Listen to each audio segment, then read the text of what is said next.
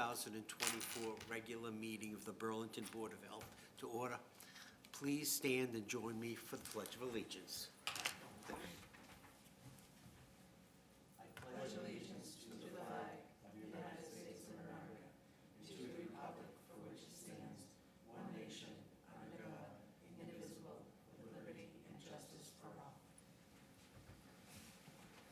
I'm Dr. Ed Weiner, and with me tonight are board members, Ms. Mary Beth Welch, Andrea Sheehan, Gail Demore, and Mara El Sabahi, who we will hear a little bit more from in a few minutes. Also with us this evening is Susan Luminello, Director of Public Health, Michael Green, our Associate Director of Public Health, Environmental Engineer Christine Mathis, our Recording Secretary, Ms. Julie Falkingham. Wave, Julie. Thank you. And please note that we're live on and will be taped by BCAT and available for appropriate comments and questions through this video technology. And I hear tonight through our director that we will have a proponent on this evening. I want to thank BCAT for all you do for this community, keeping us all aware and so well informed, and such a wonderful job that you do during election time last week. Approval of minutes. We do not have any minutes for approval this evening. So I'm going to open this for reorganization of the Board of Health. This is the process we go through every year in which someone will nominate a chairman, and then we'll nominate a vice chair, and then, if necessary, we will play musical chairs and move around. So, I need to open it up for any nominations for chairman for this coming year. Do I have a nomination? I'd like to nominate you. I have a nomination from Gail Demore to nominate me. Do I have a second? I have a second from Dr. El Sabahi. Anybody? I can also ask for any other nominations. Would anyone else like to make a nomination? If not, I'll put that for a vote. All in favor? Aye. Aye. Ms. Luminello, can I vote? Yes. So it's 5-0-0. Thank you. Now we need a nomination, please, for vice chair. We have an opening in the vice chair. I'd like to make a nomination for Gail Demore as vice chair. I have a nomination from Gail Demore. Do I have a second? A second. Okay, a second. Thank you, from Ms. Andrea Sheehan. Are there any more nominees? I'll nominate. Well, I'll nominate her, I'll say. All in favor? Aye. 5. So we're all set? Do we have to change any name tags or co-chair, or? We have one that we can slip right in, it's right in front of our sheet, so we'll slip it into our new, They're clairvoyant. So take that out? It's official. It's official. Yes, this is official. Okay. All right. Thank you. Well deserved. Okay, Chairman's report. My Chairman's report will provide an opportunity for our new Board of Health member to introduce herself to the full town of Burlington, and also avail her time to tell everyone a little about herself and why she sought office this year. Let me introduce and congratulate Dr. Mara El Sabahi. I know her well. I recruited her for the Medical Reserve Corps, and I am thrilled that you made the decision to run for office in town. I'm going to give her, as part of my chairman's report, some time to talk to the town. Please. Thank you very much. I really appreciate those kind words. I'm very excited to be here. This is new territory for me. So my name is Marwa El Sabahi. I'm American Egyptian. My mom's American, my dad's Egyptian. I grew up part of my life in Egypt, and then I used to spend every summer in California, where my mom's family is from, and then I moved with my daughter when she was 1 year old, and my husband here. We've been in the Boston area since 2009, and we've been in Burlington specifically since 2012, and we just never left because we just love it. We love the diversity, we love the schools, and I did my residency training in internal medicine at Leahy, and then I was in Boston for fellowship at Tufts, and then was in private practice for a few years, then made my way back to Leahy. So I'm thrilled to be a part of this community, serving in this community as a physician. And then the Board of Health, I just felt like it just kind of came naturally when I found out there was an opening, and I thought, well, maybe I can be helpful. Maybe I can serve my community in a different dimension as well, and kind of add to all the talent that is already here and the knowledge that's already here. So I'm really very, very thrilled to be here. Really, I am. Well, thank you so much. Now, at some point, we're going to be calling you Dr. M. We decided That's on fine. that. That's fine. We will affectionately call you Dr. M. So, thank you so much for the time, and Yeah. welcome aboard. Thank you very much. Mr. Chair, Yes, please. I don't know if there's anyone online, but for citizens' time. Yes. Oh, I'm sorry. That's it. Well, I just thought. Citizens' time. Is there anybody online or anybody here who is on the agenda who would like to speak to this board? Thank you very much, Ms. Welch, for keeping me honest here. I tend to do that sometimes when I get excited. There's people on, but I think they're all for All right. application. Thank you, Susan. Thank you very much. Thank you very much, Mary Beth. Which brings us to applications.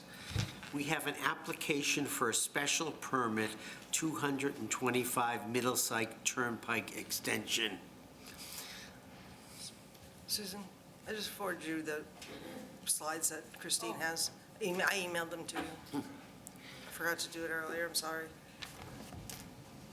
Ms. Hong, will you be It's just- representing? Yes, good evening, Mr. Chair, members of the board. For the record, Christine Hung, Reamer and Bronstein, attorney for the applicant. With me tonight, I have Steve Sakakini, the LSP from SAK Environmental, as well as Ben Finnegan from Finnegan Development. Do we need them to sign in, Christine, so that we have the correct spelling? Right. So could you just write your name and print your name, please, for everybody, for Ms. Falkingham?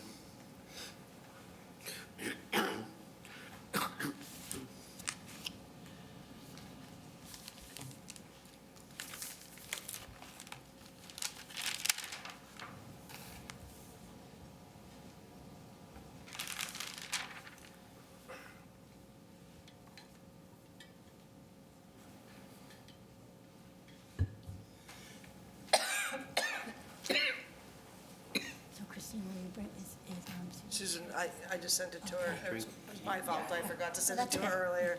Okay, well, I think that might be, Yep, thank you, Susan, that's it, thank you. While they're signing in, Ms. Hong, this is not a subdivision, is that correct? Correct, This it is not a This is subdivision. just for the special permit. There is no subdivision implications here whatsoever. Nope. Thank you. Do you want me to start the presentation, or Christine, did you want to? It's up to our environmental engineer. Start, she's got a presentation. Good, thank you. So,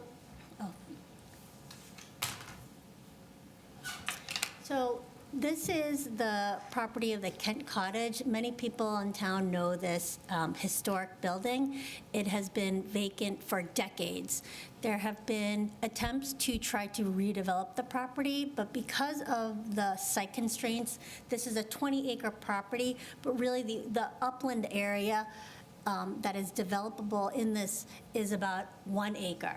So due to the site constraints, there is a conservation restriction, there are jurisdictional resource areas. It really limits the developable area. Attempts have been made to bring in commercial, to bring in retail, the parking doesn't work. At one point, there was an office building that was permitted for the site, but due to various reasons, it just didn't go forward. In May 2021, town meeting approved to rezone the property to allow up to 9 for-sale units on the site on the condition that the Kent Cottage be restored. So meaning that as part of the development, they couldn't tear down the Kent Cottage because of its historical significance and because they wanted to keep that in town, that had to be restored and that units be made as part of it. We have the applicant coming forward tonight, Finnegan Development, that is looking to create 9 residential units, 2 of which will be in the Kent Cottage. And then we will have 3 duplex units and then a single unit. The site circulation will be around the perimeter of the property. We were at the DCM today. A lot of good questions were brought up and that we have answered or are in the process of answering. We will be before Planning Board next week. Also, this site is also part of was once owned by RCA and is part of an MCP site, which encompasses this site as well as the site across the street where Broad and Vericel and the Blue Sky Drive campuses. And we're before you tonight, we have our LSP that will talk about some of the environmental conditions.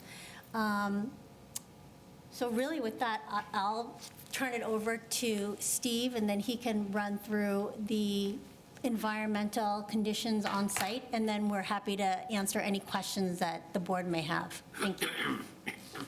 Thank you. Hello, everyone. My name's Steve Sakakini. With SAK Environmental out of North Andover, Massachusetts, and the LSP for FK Partners Development, which is the proponent for this project. Just to start off, so I'm going to go over the environmental aspects as it relates to MCP contaminant issues that may be on site.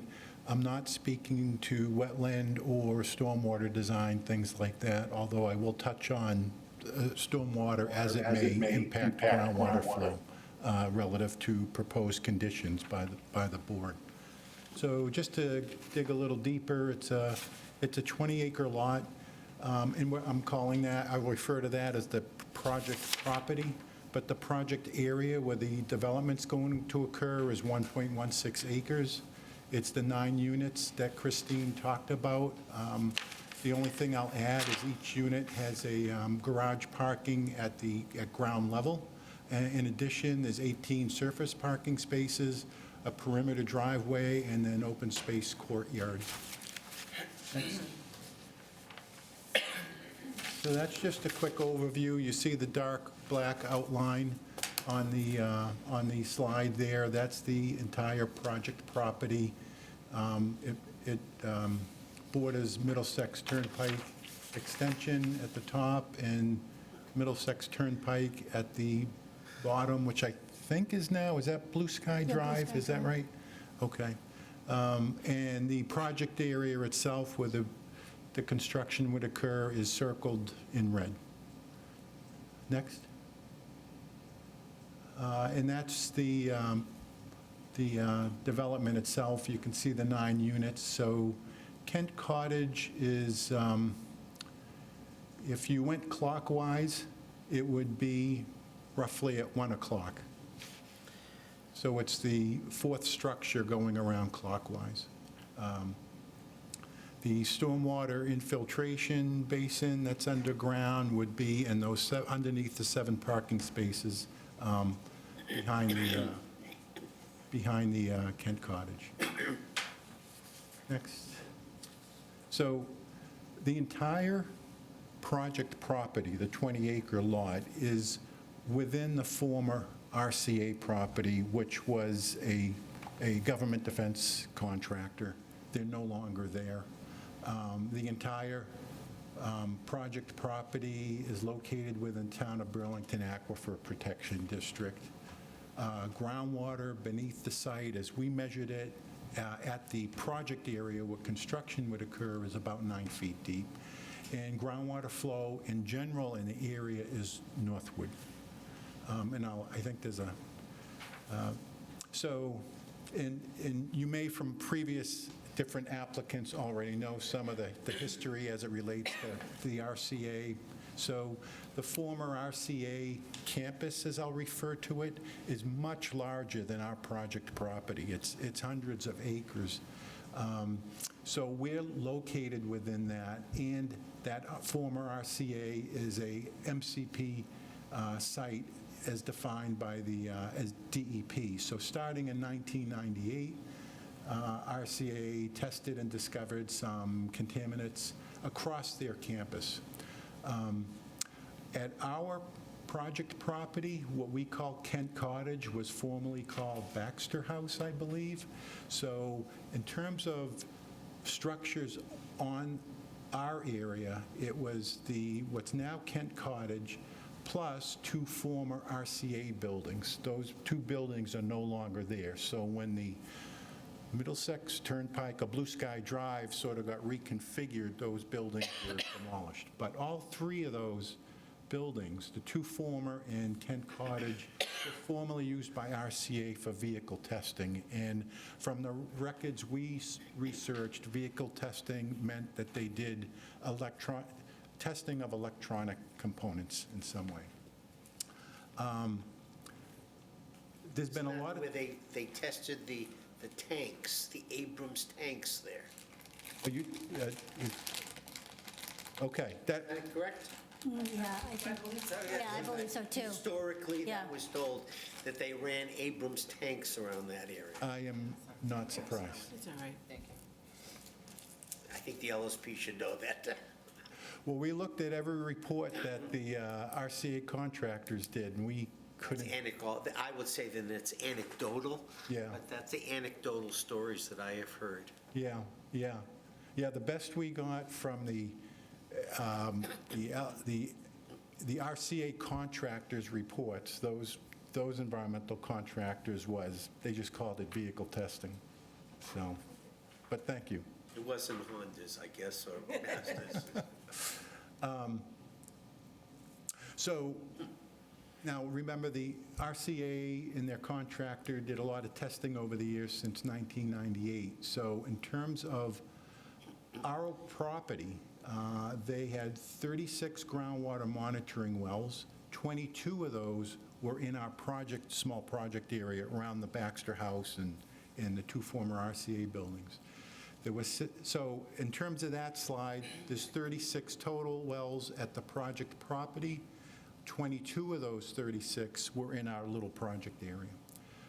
17 soil borings, 2 more groundwater monitoring wells with 1 in our small project area, 6 test pits, a lot of testing, 11 shallow soil samples with 4 at our small project area, and then 8 surface water sediment sampling locations. On our project property, they called it Site 7. So if you can imagine, if someone's trying to study a large campus area, they try to break it down into study areas or areas of concern to just try to manage all the data better and add some logic to it.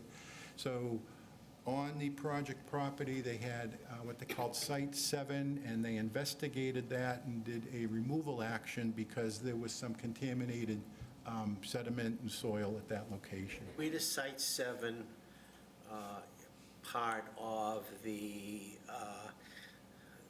building process right now? I know that you have built 6 buildings plus 7 buildings. Site 7 is on which of those 7 buildings? If you go back a couple slides. Because it wasn't clear. Yeah, the limit of their Site 7 would overlap roughly where the 7 parking spots are. Could you point to that? Can I get it? Do you have a pointer? I'm not sure. Is that it there? Yeah, that's it, Susan. Exactly that. Yeah, those are the 7 spots. Yes, It's where her cursor is. See it? No, I do not. hang on. There's parking spots over here. Yes, I see the parking spots, That's but I what want, he's saying. I just want to absolutely make sure. Thank you. Is that where the BMP is going to be going? Yes. I believe that's where the infiltration system is going. Yep. Now, and the entirety of Site 7, as we see it, it's the study area, it was not the removal action area. So the contaminated removal action area is further back. Okay.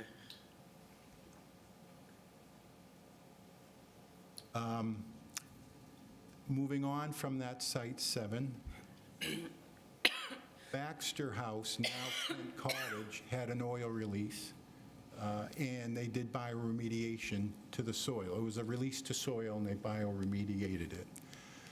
They did that as part of the same tracking number that you see up top there. So, and so in 2002, the project property and a good amount of the surrounding land that extended on the other side of Blue Sky Drive, the RCA contractor filed a Class A2 response and action outcome statement, or a closure report, for soil, groundwater, sediment, and everything. Now, it's partial because, it's a partial closure because it doesn't encompass the entire RCA campus. So there's, what they're telling from an administrative accounting point of view to DEP is, we've studied enough and did enough remedial action where this portion of the RCA campus, which is inclusive of the project property, meets closure.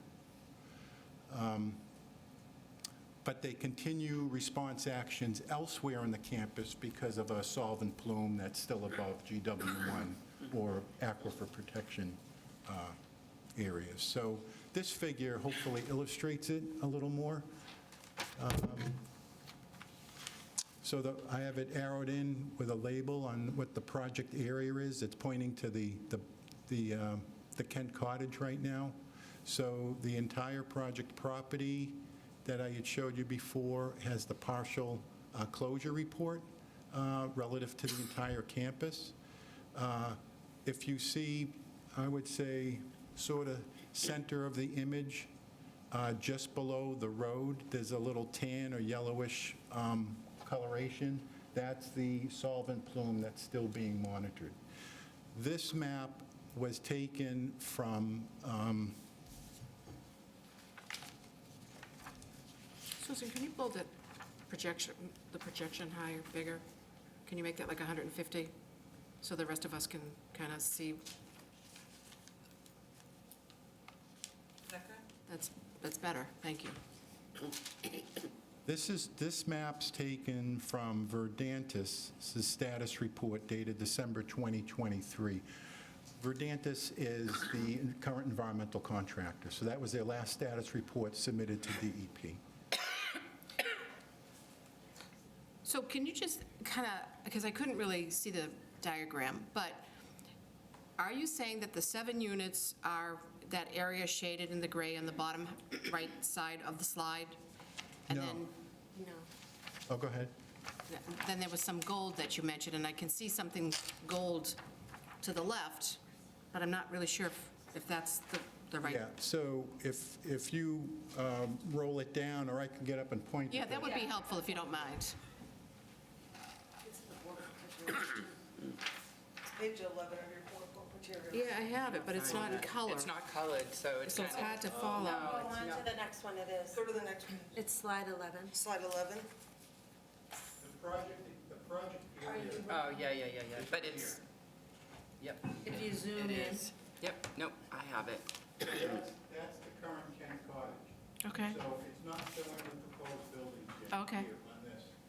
So what I'll call the property, that 20-acre property is up here like that. The development area is in here. That's the existing Kent Cottage. This is that former RCA campus. What they're taking responsibility for is this whole area like that. So this is totally unrelated to us. Okay. This yellowish tan, whatever you want to call it, that's the solvent plume that they're still monitoring. That's why this side has that partial closure statement that I had mentioned, but this side does not because of the plume. So there's nothing else active on the other side that they're, When you mean the other side, you're referring to? the Kent, Kent Cottage. yeah. Right, because once you close, you're saying we've It's been cleared. What you're saying is we've tested enough, we've cleaned up what has to be cleaned up, and what's left is okay. And point, since you're right there, please point to where you propose the underground structure, even though it's not within your purview. That's the old stuff, so basically we're looking from here Isn't up. that, is that correct? Yes. No, just that small area? Yeah, it's not very big. The underground detention area? Correct. It's tiny. It's several parking spaces, what is it, 8? Yeah. About 8 regular parking So you know spaces. what? Yeah, we're looking at it, you're looking They're at it. gonna be we- underground? I didn't realize that. It's going to be underground. There's a This is how I detention would and put it. infiltration This is the structure. camp, This is DC. They're right This here. is the, okay. And we wouldn't Okay. allow it Yeah, above they didn't ground. get- It's a, This, so this yellow It's thing, does that, residential. that covered by all those Okay. blue So- stripes? so the other Is that question how I wide it mean- goes? is where buildings 5, 6, 1 through 4, and that other outbuilding in No, the no, south. this is Bottom. 46 Drive when you come in. Are we, Here's the front are you property, that's absolutely Kentucky. So then they're saying sure further down here, that there's nothing else all of contaminated in this- that area, either now or in the future, will be exposed? Okay. Okay. Yes. I have some slides to that. We did our own due diligence in those areas. Because that's going to open it up for further discussion for one issue, and that is, do we want to consider a passive vapor barrier under all the buildings because of now and the future? I'm not worried about, this has happened many times for us. We see an area that's not contaminated, and then new testing comes up, and there's contamination there, and all those buildings are at risk. So my question to you is the LSP. Would you support a vapor barrier under all those buildings, a passive, I'm not looking for active, under those buildings during the construction to ensure that 50 years from now, when I'm not chairman here, that we don't have some type of a problem that because we found something else there from the Sherman tanks? Yeah, I understand. Well, I'll answer it like this. Don't answer like this, answer yes or no. Based on the data we're seeing, no. Based on that, so, which means that if all those buildings 40 years from now are condemned, they can come to you. Any 'Cause I'll put that project, right in here, that you're responsible 40 years from now. Your company will be, which will be, I am comfortable with that. okay, all right. I'm not sure I am, but as long as you are, okay. Because I get nervous about this particular area in town, which has been so contaminated, and we allowed another board here to give their okay, to sign off on all this, and then we found out later that there was other types of contamination. Do you remember that? That they couldn't measure at the time. And then we can measure, and we ended up having to close the filtration plant. I think he's referring to the 1,4-dioxane. Oh, 1,4-dioxane. 1,4-dioxane. Can I go through the rest of the slides? I'll tell you some of our due diligence that we did, and Absolutely. I do. But keep that in the back of your mind, because I could care less about this. It's a nice development. I'm happy you're keeping the buildings. I'm happy it's being redeveloped. It's going to look nice. But I'm worried about the safety of the people who are there 40 years from now. Yeah, I understand, Mr. Chairman, and I think, if I understand really what you're pointing out is we're designing for the future, is what you're really, And because to put in a passive vapor barrier now, it's not a big deal. To condemn those buildings would be a big deal 40 years from now. So, put in a plastic sheet under every one of those foundations isn't a big deal. well, I think, look, can I go through the I rest? just want to and keep then- the back in And mind. then we'll come back to that. Thank you so okay? much. Yeah. You might have to, well, I got mine here. So in 2020, RCA tested for PFAS as an emerging contaminant, which is to your point, it's an emerging contaminant, it's now tested. So, and they tested across the campus, including the project property. In terms of groundwater quality, the project property was impacted. There are concentrations over the aquifer protection standards. RCA's contractor does not consider it a source area, and they have no further testing planned. Next one. I'll get up for this too, because it's a small, this map is again from Verdantis, the RCA contractor. It's the updated Phase 2 conceptual scope of work that was submitted to DEP in March 2023.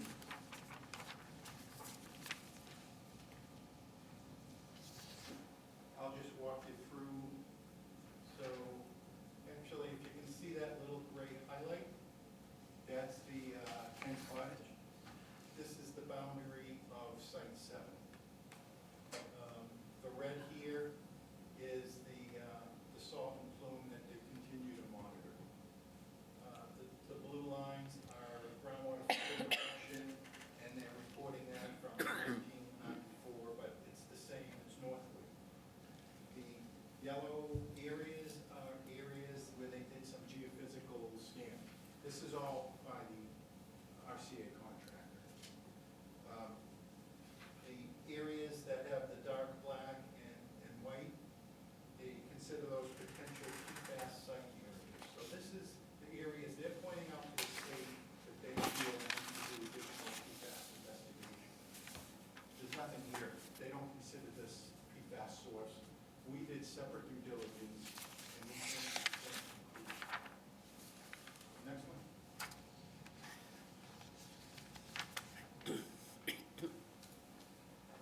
That was my cheat sheet. That's the legend. Don't, Thank you. So what we did on the project area is 5 borings with 15 soil samples for PFAS, because we're concerned, once RCA did their testing, what's going on where we're going to build. In addition, 3 groundwater monitoring wells we tested for PFAS and VOCs. No VOCs were detected in groundwater, which is consistent with what RCA has been finding over the course of their investigations over several years. We wanted to confirm it because we're putting some residential structures there. There was PFAS in soil at the project area. It was all below the residential thresholds except for one sample, which was above, and that soil is located about 3 feet below the ground surface. My understanding, and correct me if I'm wrong, Ben, this is a net import site. Are you raising the grade? Correct. So the grade's going to be raised, and where that PFAS, where that one soil is not going to be disturbed. The PFAS in groundwater is above the aquifer protection standards, which is consistent with what they measured elsewhere at our project property. I don't know what they found elsewhere on the campus, but from RCA's contractor's point of view, they don't consider our property a source. And we agree from our evaluation. So I don't know if you can see that well, but there are some locations that have a red highlight to them, and that just shows the locations of the wells and borings.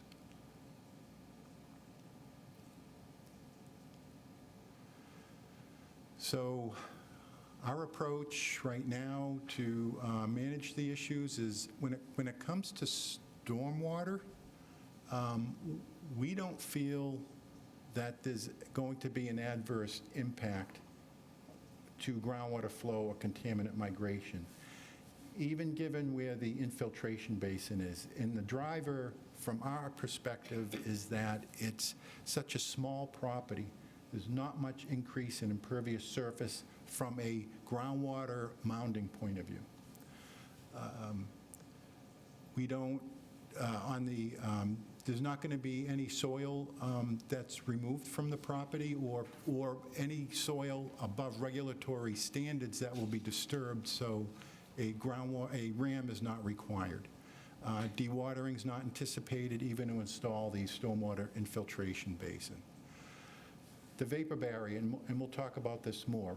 Right now, based on the data we see, we don't see a need for a vapor barrier other than normal construction. I don't know, Ben, what is normally installed under slabs? We do have vapor barrier. You do? Typically, yeah. Do you want to? Poly, 6 mil poly, I don't know how that would relate. Right? Yeah, And which that's- isn't what we typically would require for, if they've decided for a passive vapor barrier. The Would be condition, what, 6 ml? How is it? it's 40 to 60. If you're going to put in a vapor barrier for vapor intrusion purposes, our condition usually states it has to be consistent with the vapor intrusion guidance from DEP, which means you have to install a 40 to 60 mil vapor barrier, not just a moisture barrier. Or the equivalent thickness of a liquid boot system. So it's more than just the moisture barrier. So, again, the position right now is, because there's no VOCs,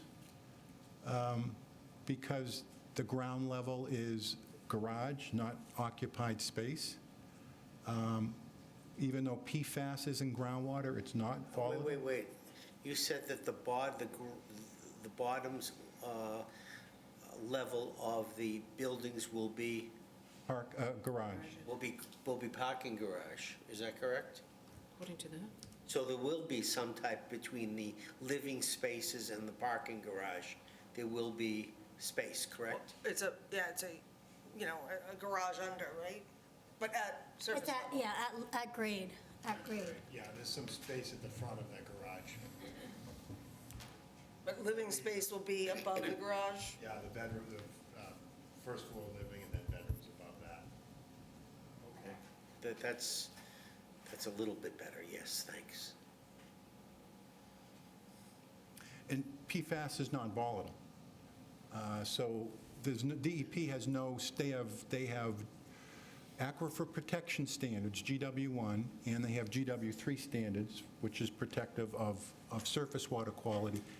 They don't have GW2 standards protective of indoor air because that compound group's not volatile. And That's okay, I understand. 1,4-dioxane isn't volatile either. Yeah, well, it is, but what I'm saying is that when we first sat here, we approved buildings 30 years ago, nobody knew about 1,4-dioxane. I'm worried about that 10 years from now, we can analyze some carcinogen that would be under those buildings that we haven't measured because of technology. We can measure now, and it's going to flow into those buildings. But if you're telling to me that the building design, which I'll put in the conditions, is going to have a parking lot underneath, that's okay, because it will not allow that to get up into the buildings. Is that correct? Well, I mean, it wouldn't be like an open air parking under. So, but It's unclear about the parking because you said earlier, it was parking, Sep- yeah, that's what I in thought the it was back. separate. And now it's There's underneath, both. so, There's yeah, both. okay. there's a parking garage. Garage. There's a garage in the underneath It's a unit. single vehicle garage. Single vehicle Two-car garage. parking, so outside. Oh, it's a two-car Each garage. unit gets two-car parking. Yes, each unit, except for the Kent Cottage, each of the units get their own two-car garage. Which is on Two-car ground garage. level. Yeah. Okay. Above that is your first floor of living Okay. space, and then a second floor of living space. bedrooms, In yeah. addition to the two-car garage that each unit has, there's parking spaces off to the Extra. side. Yes. Okay, thank On you. the contaminated area. Well, Well- the area that's in question. Mr. Chen, and I think what Christine is trying to point out is that in the past, when we've had this discussion, it was a garage that was, on pillars and it was Yes, parking yes. underneath. Right, and it was Very open. open. This is like an enclosed residential garage. Okay. But, Correct. and that being said, it's not living space, It's it's not- garage yeah. space. Okay, thank you. And we also looked at what's the potential, we were concerned about groundwater contact with the end user, and we don't see that risk because it's a slab on grade. There's no sump that's required or part of the design. We were concerned about direct exposure that way. And the irrigation for the common areas is through public water supply. So what is groundwater 2 standards for indoor air protection? So the way DEP rules translate to protect volatilization into indoor air is their groundwater 2 standard. Okay. That's what you put that. So if you have DEP. X amount in the groundwater, there's the potential for that volatile organic to get whisked up into the living space or the inhabited space through the chimney effect that would cause indoor vapor intrusion. Okay. Next, please. Right now, there's no intention for exporting soil from the site. It's a net import. However, and then we always put this there, if there's soil that might be geotechnically unsuitable for construction that they want to get rid of, we follow DEP's similar soils policy, which is, needs to be tested, characterized, and make sure that whatever receiving location it's going to is a licensed facility and suitable for reuse or treatment or disposal. So it's very controlled. We need to coordinate with Lockheed Martin, who's the successor to RCA. They retain the responsibility for cleanup or monitoring with DEP rules, including this project property, and their LSP of record. And then the awareness training for DEP and Board of Health, any reporting requirements that might be required under the proposed conditions from your board. Going back to the vapor, I don't know how you feel now based on the idea, knowing that there's a 2-vehicle garage under each unit. It's not open air, but nonetheless, it's a garage. And I do understand from your perspective, you're trying to design for the future. What I have trouble with is finding that, how far do you predict the future? In other words, someday there might be a radioactive nanoparticle that they discover as an emerging contaminant, and Which won't get through 60 millimeters of plastic, Yes, it would. Or good. or at least, you know. But the question, I'm just begging the question. You're going to sell these units as safe. I just want to make sure that you're going to change some of the patterns of the ground flow of the water based on underground utilities and underground. I just want to make sure that if there's zero chance of any contamination coming to those 40 years later, I'm very happy. But I just worry about the fact that there have been a lot of issues. You couldn't spell PFAS 30 years ago. right? It costs this town millions and millions of dollars to be the only town in the region to have a PFAS filters placed in our water system. So I'm not worried about the water treatment plant anymore. It's just that I just worried about that we're going to find something else here. Is there any consideration of doing 5 additional borings to look on the site for additional PFAS or, contamination? Well, we can always do additional testing. We don't expect anything different than what we found, but I think it's not answering the question that Mr. Chairman has, which is trying to design for a contaminant that we haven't, that has not been considered a contaminant yet, if you know what I mean. So, Mr. Chairman. All I'm saying is, how expensive is a vapor barrier to put a piece of plastic underneath? You're talking 60 mils? You're talking the 40 to 60? Yeah, that's what the vapor whatever intrusion DEP guidance says, says. right? I'm just wondering, put it in now and forget about it. Or is it a continuous sheet or a roll? I'm just not familiar with it. It has to be tied into the, it has to be tied into the foundation. Yeah. So it would be a continuous sheet under each building. A vapor barrier, yeah. It's a continuous sheet. It's basically just a much thicker moisture barrier. Yeah, I mean, we put moisture barriers in regardless, so I mean, it doesn't seem like it's a big, I'm just not familiar with it, so. I mean, you can come back to us if it is.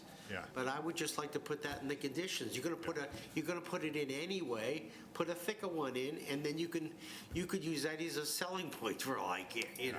Mr. Chair, Christine, what's the lifespan of the vapor barrier? I don't know. I assume it's tested. Yeah. I mean, is Okay. it 10, 20 years? I don't know. I mean, I'm asking.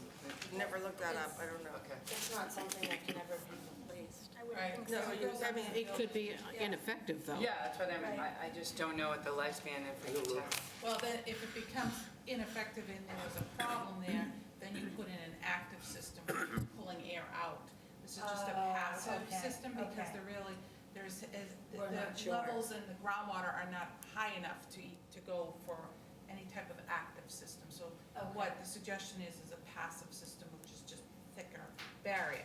If they come down the road where, oh no, there's a problem now, then you would switch that to an active system. Well, that's what I was asking. Do they deteriorate after 10 years? I don't know what the Maybe, lifespan but is. then if there was a problem, you'd just go to an active system. So if you had a building an existing building that had a problem, you can't go back in and put in a vapor barrier. You would have to put in an active system to pull the air out. like they do when they discover radon underneath the house. Thank you. So at that point, it's the homeowner's problem. Well, it would be the problem of whoever is responsible for the contamination. Because at that point, if there was contamination discovered and it was causing indoor air problems, then it would be the responsibility of the responsible party to alleviate that. So the question I have is, I thought that the large pieces of plastic were good for 100 years. I don't know, I've not looked at that in the guidance document, I don't know. I'm But just- They were good for at least 100. Mr. Chairman, can I also make a suggestion for another, Sure, please, another condition? And the PFAS issue is what's concerning me. Christine and I just attended the PFAS conference, the Northeast Conference on PFAS, and it is a virgin contaminant. There's new testing methods coming up. There's a lot of studies being done right now on PFAS and uptake of it in soil and from groundwater, et cetera. So I think a good recommendation would be to put into the conditions that they don't put any type of irrigation well on the property, because we wouldn't want residents planting gardens and then watering the property with an irrigation well. Yeah, It's okay with the public water Right. because the PFAS is treated in the public water, but we would not allow that. I think you should put in that not to allow an irrigation well. I think we would be Yeah, okay with that's that reasonable. condition. I mean, you can add that, sure. The other thing I might add to the Ben Finnegan with the applicant and the builder, the other question regarding something down the road, we typically install a passive radon system. So if something were, which is, piping throughout the, underneath the slab, so if something were to come up down in the future, an active system could be easily added, which is something we typically do on everything for radon purposes anyways.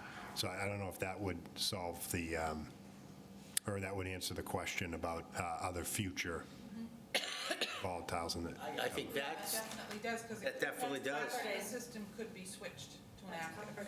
So if we could just acknowledge that in the conditions, I would feel much better. But I will ultimately ask our environmental engineer for her opinion at the end of this. Sorry, Kirsty. No, it's okay. So, just so I can understand, you want the condition to be for the installation of a passive vapor barrier in accordance with the vapor intrusion guidance from DEP, as well as, No, I that would be what we would discuss at the end of this. Okay. But, but you see where I'm just coming from? That was just glaring into me. But then there's going to be a area already in place for an active that's going to be built in anyway. Right, but so that you're talking about two different systems. One is the, physical vapor barrier that underlays, that ties into the foundation. Yeah. And then the active system is the ability to, the ability to easily insert tubing, to pull out the air in that space by pulling it through by a fan, similar to what they do for a radon system. Correct.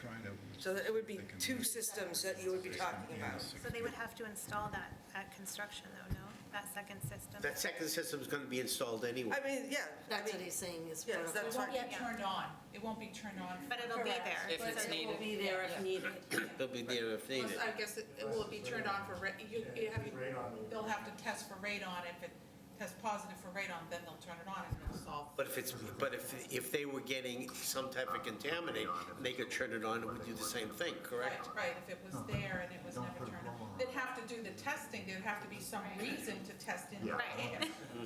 I mean, like right now, you wouldn't necessarily test indoor air because there's no VOCs in that area. But let's say down the road, somebody driving down Blue Sky Drive dumps a truckload of gasoline on, and it spills down onto the site. Now you've got VOCs in the ground, right? Yeah. Again, so, I have a question. So that area of contamination that's not at your site right now that you're looking at, that yellow area that you pointed out? you're not Across the street? Yeah, you're not concerned, that's strictly across the street, so you're not concerned about that spreading into your zone at all? And what is the contaminant there? I'm sorry, I may have missed that. I'm sorry? What is the actual contaminant in that area? Because I may have missed that, you may have said that, but. Yeah. Actually, if you go down a couple, I think a couple more, there you go. Yeah, that's that red outline is the solvent plume. So that's flowing, you can see this, it's flowing away from the property. So it's flowing to the top of the page, and our property is roughly straight to the right of where the cursor currently is. At 3 o'clock? Yeah, so we're not concerned about, At all. right. That coming up, okay. Yeah, so, and also, I'm just on this one, so here's the yellow area here, and the blue lines represent the way the The groundwater is groundwater, right, flowing. which is taking it Yeah. out, yeah. away. Not reassuring in any case that it's going somewhere, but not to your. The difference between Yeah. the two slides, the larger red circle that's on this drawing, that was the original size of the plume, Yeah. way back when, 1998. The little I yellow, see. So the it's little gotten a lot tan better. one you see, two slides up, Interesting, that's okay. what's left of the plume Oh, today. I see. Got it. Okay. Okay, that's reassuring too. Okay, So that should be a little Yeah. reassuring, that the plume has shrunk dramatically absolutely. due to remediation of the actual sources. Right. And through natural breakdown of the products. Ben just informed me that the radon system they built in, it's not active to start, but it does passively vent, right? It's not, so the vent's not capped, it's open to the, so it's passively venting and has the ability to add a blower if you need to. So it is passively venting. What does that mean? That there's just a space in there? The perforated pipe that's underneath the slab is tied into, goes all the way up through the roof. And if, for example, radon is tested above 4, which is the level, then we install a fan for an active radon system. And that's just standard practice of all our builds. What would prompt you to put in the radon? So like, what would prompt you to test for radon though? Most sales want you to test for radon, so we test At intervals, or how does that work? I don't know. So- prior to occupancy. And then at intervals after, or it's just No. prior? That'll be up to the homeowner. You buy it, you own it. Loan it. But if you have the system, you may. But there's air flowing in there at all the time. Yeah, if there's a pipe on, if there's a fan added to the pipe, then it's And if there's no constantly. fan in it to the pipe? Then that pipe is tied into the roof, so it would be what they call passive. I believe, and again, I'm not an expert in this, but I believe for radon purposes, if you want it to be active, you need that fan, whether it's the weight of radon or something like that. But for other things, that passive. You're saying yeah. there's a vertical stack? There's a vertical stack that's tied in, so anything can go up, correct? Okay. So there are some assurances. Is that the end of your presentation? So we sort of pulled it. It is. Are you presenting any more? No. No, we're just Thank happy to answer any more questions that the board may have. Okay. So I guess the board and I and professionals. Like 3. Sure, But please, these- please. My please. questions, I think, are very minor.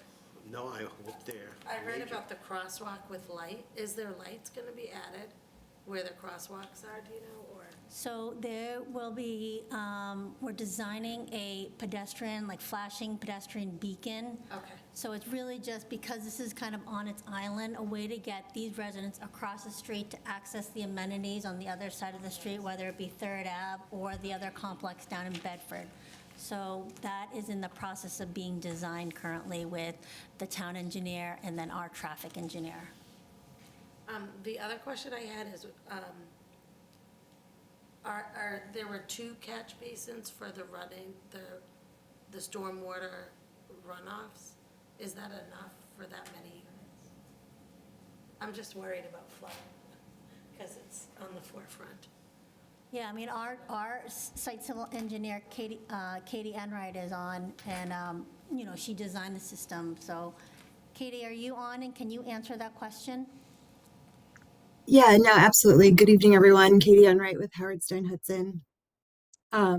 Yeah, so all of our roof drains are piped directly into the system, so it's not collecting roof runoff.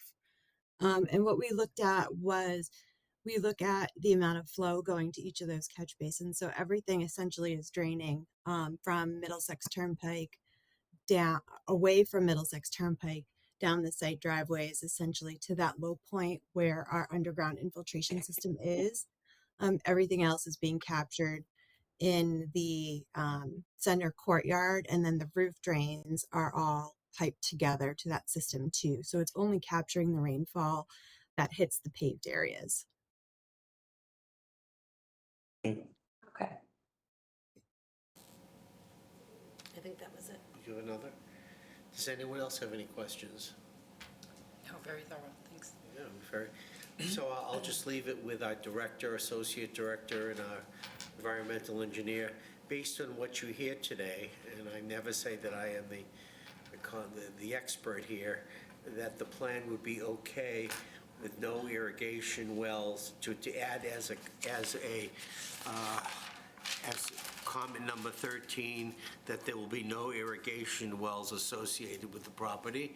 No, and the third one, the number 14, that you are satisfied to advise me, my 3 and the board, that we do not need a vapor barrier. Well, I think the board has to do that based on what they're hearing from the LSP, because we did not study the site, look at all the, we have the same information in front of us as That we do. you have in front of you, yeah. So I can't say, I guess all I can say is that,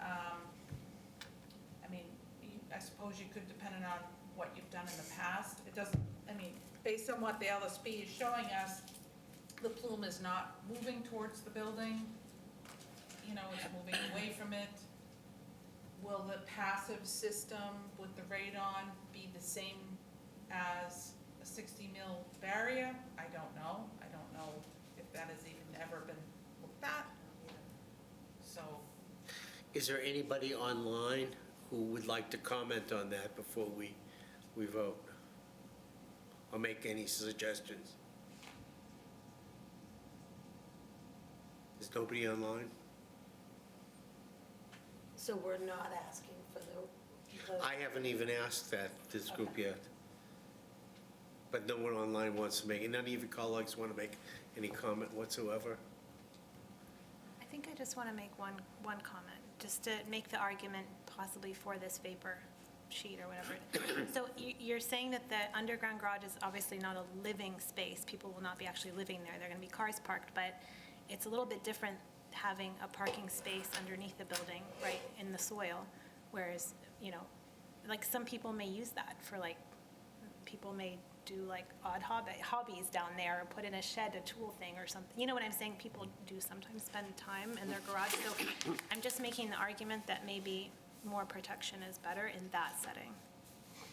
And I don't know if that sways anyone or. I think we have to also look at the economies of scale in terms of developing this property as well, because it is a tight site. It's only 9 units. I'm not saying that that's the only reason, but we don't want to turn this project like financially upside down either. Don't even go there. Yeah, I've got to believe this property. Don't even go there. Or I'll just ask for denying of the whole project right now. Don't even go there, Ms. Hung. Don't even go there. And I think all the evidence has shown that the plume is getting smaller, the groundwater is going away from the site. All the testings have come out clean except for one testing site. Out of all of the soil samples, only one has come back with a slightly elevated level of PFAS. Those are just the arguments against the vapor barrier, but that we do have this other passive, radon, vertical,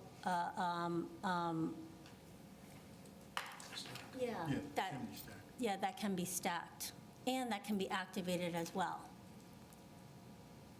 So I asked the board, we have 13 comments, a possible 14th. What is your desire? Does anyone want to make a motion? I can't. Christine, can I ask you a question? Do we have other properties that have this passive vertical radon system? Yeah, I don't heard of it. I don't. I've not heard of. In front of us. I've not heard of a developer Excuse me. proactively installing a radon, what could be potentially a radon treatment system. So I don't know. And that's a good word, proactively. I think this I do seems, think that is proactive. it is different than what we've seen come in front of us. It's new. But I also think putting in radon systems have become kind of the norm when we're passing real estate transactions, so it's probably makes sense. But I don't know. And it's not something that, like, the board or our staff We don't would get understand it. involved in, like, Right. we don't get any notices that somebody's putting in a radon system, so we don't know how prevalent it is or isn't, you know? If we take a look at what you've, like, when you put in this requirement in the past, I mean, can we think of maybe some times when this has been put in and the reasoning behind it? I know, what was the last, some of the examples of where in town we put them in. I know one of them was in the downtown area, So- but there was reason to believe that, they possibly, could be an issue, right? For example, at the Convenient MD, the board required that they put in an active system. Yes. But an active system that was commensurate with the vapor intrusion guidance. Yes, and to be most protected, not that it was required under the MCP. It was not required under the To be- MCP. But where was there a passive? And we were right. We were 100% right based on 2 years later. Well, I mean, they did pre-occupancy testing and they came up with nothing. But there's plenty of places that have, like Where we required just the passive? like the Broad and Vericel building In has, this area. yeah, it has a And the assisted passive living, system. We've also required it there as Well, well. the assisted living, I would have to go look at Lifetime Living, because that has a About that. open-air first-floor garage. Not Lifetime Living, the one. We're talking about by DCU. The direct path when the assisted, I don't know what the name of it is. Oh, yeah, the assisted living. Yeah, so like, does that have a passive system? Because that's, or an active It system? has a passive system. So that is, we did require when that came before us to put a passive system there, but it's, as you can see, it's in- floating, right? in the It's plume. heading in that plume, yeah. And at the time, the plume was quite a bit larger. Has there been any reason to put in an active system there, or we haven't been? I don't know of any active systems in that area. Do you know if there's been any indoor testing recently in the assisted living facility in these other buildings? Or Primrose? Have they ever done any indoor air testing in those areas? I don't know. There probably is no reason for them to do it, Yeah. because the levels are not showing It's high right. enough, correct? Am I right? I don't know what they've done, yeah. They may not know the facts either, to think that they need to do testing. It would be up So- to the LSP for the Lockheed site to determine, now we have really high VOC levels, we better do some indoor air testing in this facility. So they're the ones that kind of determine whether or not that needs to be done. So at this point, they haven't made that any type of determination, because we would know about it if they had. I guess one question, because this is a question based upon like future contaminants that are unknown, that why wouldn't this passive, that could then be turned to active system, not protect against that? I think it's what's hard is that it's unknown, so we don't know what it could be, but We gotta so maybe this active system, passive to active system could be the solution. Christine, do you know the difference in the cost? I mean, this is obviously, a cost to the developer, but what they're putting in today versus what we think would be a little bit more protection, do you have any idea what cost that would mean to each unit? I mean, are we talking I don't know. $1 million, are we talking, $50,000 per each vapor barrier? I mean, like, let's just get to the point. It's a financial situation, but an ounce of precaution goes a long way. So what's the delta in the price that we're looking at to do what we suggest might be, better for the future as well as safety for today versus what Correct. you're proposing Yeah. in your cost today? I don't know what that number is, and. I have no we'll have idea. to- No, I'm just Can I putting add it it? on the table. Does anybody know? Correction for the record, because I was just informed. There's the two-car garage at the ground level, but there's also some living space at the ground level, too. So if I can ask a question, your current standard for your vapor barrier, 40 to 60 mils, what's the material of construction for that? Is it just, It's whatever the vapor intrusion guidance says, HDPE, is it Oh. not? Or the equivalent in a liquid boot. okay, so you're following the DEP Yeah. guidance, okay. Considering that there is a radon mitigation system going in as a precautionary, well, as a proactive, well, I guess that's part of your construction policy, is that safe to say?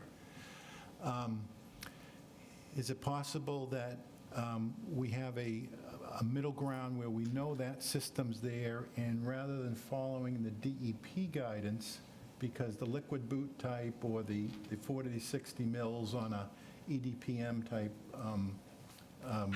fabric can get costly, and I know it's not a concern for the board, and I understand that, but if we had sort of a thicker enhanced layer of vapor protection using polyethylene sheeting, so rather than 6 mils, maybe it's doubled or tripled.